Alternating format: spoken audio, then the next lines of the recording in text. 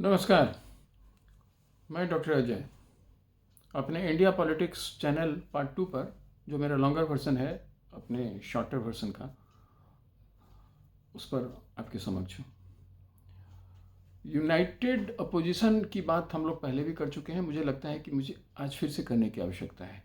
इस बीच जब से कर्नाटक में भाजपा हारी है, तब से अपोजिशन यूनिटी को जैसे कि कोई एक खुराक मिल गया हो। कैसे अपोजिशन यूनिटी हो पाए, इसकी तैयारी और ज़ोरदार होने लगी है। अपोजिशन खेमे में कई बड़े बड़े नेता हैं जो राज्य स्तर पर जिनकी सरकारें हैं और जिनकी सरकारें नहीं भी हैं, परंतु वो आम जन के बीच में उनका एक सिग्निफिकेंट जो वोट बैंक है वो है, या सपोर्ट बेस है वो है। तो वो भी इम्पॉर्टेंट है। तो जैसे यूपी की बात अगर हम करें तो भले ही वो अपोजिशन खेमे में हों अखिलेश जी, लेकिन वो एक पावरफुल फोर्स है। मायावती जी भी वहाँ एक पावरफुल फोर्स हैं। उसी तरह से अगर हम महाराष्ट्र की बात करें तो अभी महाराष्ट्र में शिंदे साहब हैं और भाजपा है, लेकिन फिर भी उद्धव ठाकरे जी हैं और शरद पवार जी हैं, पावरफुल फोर्स हैं। तो ऐसा है। ममता जी तो सरकार में ही हैं, लेकिन जो सरकार में नहीं है मैं उनकी बात कर रहा था। ममता जी पावरफुल फोर्स हैं। नीतीश कुमार जी अपने राजद सहयोगी के साथ है कि बिहार में पावरफुल फोर्स हैं। नवीन कुमार जी की तो नवीन पटनायक जी की तो सरकार ही है, तो वो तो ऐसे ही पावरफुल हैं। केसीआर हैं, उनकी सरकार है, पावरफुल है। मतलब उधर के हिस्से जो जो दक्षिणी हिस्सा जो है हमारे दक्षिणी प्रांत, दक्षिण के हिस्से में जितने प्रांत हैं, तो वहाँ स्थिति ठीक है। जो पावर में जो जो वहाँ के लिए पावरफुल नेता हैं उनकी ही सरकारें हैं। अब मुझे आज मैं इस बात पर चर्चा करना चाहता हूँ कि अपोजिशन यूनिटी की बात अभी नीतीश कुमार जी काफ़ी ज़ोर शोर से करने लगे हैं, और इसके पहले भी वो कर रहे थे, लेकिन अभी थोड़ा और तेज़ी से उन्होंने अपने इस रोल को निभाना शुरू किया है। तो ऐसे में इनके बाइंडिंग फोर्सेस क्या हो सकते हैं? क्या इसको इन्होंने कभी सोचा है, पर इनका मुद्दा क्या रहा है? इनका मुद्दा रहा है महंगाई, इनका मुद्दा रहा है बेरोजगारी, और इनका मुद्दा रहा है कम्युनलिज्म, मतलब सेकुलरिज्म। मतलब अब समझा जा सकता है। तो ऐसे में सेकुलरिज्म के इनके डेफिनेशन अलग हैं और सेकुलरिज्म के भाजपा के डेफिनेशन अलग हैं। तो इसलिए ये मैं आप लोगों पर छोड़ता हूँ कि आप समझें। तो एक ये मुद्दा, यही 3 मुद्दा है। अब ये 3 मुद्दा क्या राष्ट्रीय स्तर के किसी भी चुनाव में जनता को इम्प्रेस कर पाएगी? इसको शायद इन लोगों ने कभी एनालाइज करने की कोशिश नहीं की। जैसे पहली बात, ये कह रहे हैं बेरोजगारी। अगर हम महंगाई की बात करते हैं, चलिए महंगाई, तो महंगाई की बात जितना ये कर रहे हैं उतना ही जनता भी समझ रही है। महंगाई का वो जो स्पीड है आज की तारीख में, आज़ादी के समय से 2052 में, 51-52 में जो पहला चुनाव हुआ था, तब से लेकर के आज तक महंगाई का मुद्दा किस चुनाव में नहीं था। भाजपा तो तब तो थी भी नहीं, कांग्रेस तो जीतती आ रही थी ना। तो ये बहुत कारगर नहीं होगा, लेकिन उससे भी ज़्यादा कारगर इसलिए नहीं होगा कि जनता को भी पता है कि महंगाई किन कारणों से है। कोविड की वजह से है, यूक्रेन वार की वजह से है, सप्लाई चेन अफेक्टेड है पूरी दुनिया में, इसकी वजह से है। देश में आबादी बढ़ रही है, सारे लोगों को नौकरी और रोजगार दिया नहीं जा सकता है किसी सरकार के द्वारा। आज तक की दुनिया के किसी सरकार ने दिया नहीं है। ये बात जनता समझती है। अपोजिशन अगर इस बात को उठाती है तो उठाती रहे, लेकिन जनता को इस पर असर नहीं पड़ता है, इन बातों का असर नहीं पड़ता है।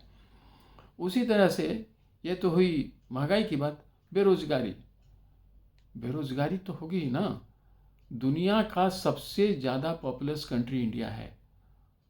अब तक तो थोड़े दिन पहले तक तो चाइना भी थोड़ा हमारे से आगे चल रहा था, तो थोड़ी सी शांति थी, लेकिन अब तो वो भी नहीं रहा। अब तो हम ही सबसे ज़्यादा पॉपुलस स्टेट, 1 अरब 40 करोड़ की आबादी वाले के इस देश में, एक तो कोई देश है नहीं, 4 करोड़ 5 करोड़ 6 करोड़ के बड़े बड़े डेवलप कंट्रीज़ हैं। अभी जो मोदी जी ऑस्ट्रेलिया गए, कितनी कितनी आबादी, 2-2.5 करोड़। जापान, ये जापान भी तो यही 4-5 करोड़ के आसपास। या फिर आप देख लीजिए इंग्लैंड, यूके की आबादी 5-6 करोड़ के रेंज में, जर्मनी भी वहीं है, अमेरिका 30 करोड़ के आसपास। तो अब और ये लोग भी अनएम्प्लॉयमेंट से जूझने लगते हैं। ये बातें जनता समझ रही है, इसलिए ये मुद्दा भी बहुत काम नहीं करता है। सेकुलरिज्म, सेकुलरिज्म अलग अलग डेफिनेशन है अलग अलग पार्टियों के, तो वो बात भी बहुत पछता नहीं है आम लोगों को। तो ये मुद्दे, और क्या इन मुद्दों से मोदी जी को हरा पाएंगे? नहीं हो पाएगा। इन्हें एक कॉमन थ्रेड, ऐसा ऐसा कोई बेटर प्लान देना पड़ेगा, देश हित का प्लान देना पड़ेगा। देश हित की तो बात तो वैसे भी आ ही जाती है, आप कुछ भी करेंगे तो देश हित की बात है, तो उस तरह की देश हित की बात नहीं, देश के प्राइड की बात, देश की इज्जत की बात, देश की संस्कृति और देश की संस्कृति और कल्चर के रिस्पेक्ट की बात, जो हमारे रूट्स में है उसे सम्मान देने की बात जनता सुनना चाहती है, जनता जानना चाहती है। क्या इस पर आपका कोई प्लान है? तो मुझे लगता है कि यहीं पर अपोजिशन मिस कर रही है, उसे कोई प्लान आउट करना पड़ेगा। मोदी जी को टक्कर देना है तो अल्टरनेटिव प्लान देने होंगे, और अल्टरनेटिव प्लान ऐसे देने होंगे जो जनता के दिलो दिमाग में बैठे। अभी कर्नाटक में तो कांग्रेस ने करके दिखाई दिया, तो इशू कहाँ है? आप सोचिए तो, करिए तो, प्लान तो करिए।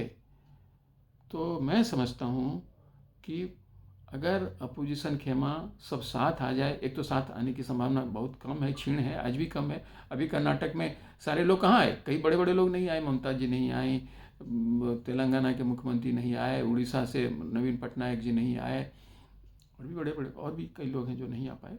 कुछ लोग आए, तो अब देखना है कि अभी तो खैर समय है, अभी काफ़ी समय है, एक साल किसी भी पॉलिटिकल इवेंट के लिए और किसी भी पॉलिटिकल घटनाक्रम में के बढ़ने के लिए कोई बहुत बड़ा मतलब समय नहीं भी होता है, और होता भी है। आप मानिए तो बहुत कुछ, बहुत बातें हो जा सकती हैं इस बीच में, जो या तो भाजपा के साथ ही फेवरेबल हो जाए, या फिर अपोजिशन के माँ के प्रति ज़्यादा फेवरेबल हो जाए, हो सकता है। तो लेट देम प्लान। मैं समझता हूँ कि अपोजिशन खेमा को कोई बेटर अल्टरनेटिव प्लान डेवलपमेंट का, कंट्री का, सोशल कोहेरेंस का, सोशल यूनिटी का, इन सब चीज़ों से मिल करके बनाना चाहिए जो लोगों के दिलो दिमाग में बैठे। और ये महंगाई और बेरोज़गारी ये सब नहीं चलने वाला है, कुछ कुछ बढ़िया चीज़, कुछ ढंग से ये लोग सोचें, तो मैं समझता हूँ कि एक फ़ाइट दे पाएगी। अन्यथा मैं तो आज इससे सहमत नहीं हूँ कि वो कोई ज़बरदस्त फाइट दे पाएगी। आप अपने विचार शेयर कर सकते हैं, मुझसे एग्री कर सकते हैं, मुझसे डिसएग्री कर सकते हैं, चूँकि ये तो हम लोग बातचीत कर रहे हैं, अपना अपना एनालिसिस है।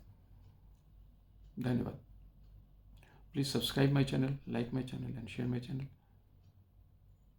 जय हिंद।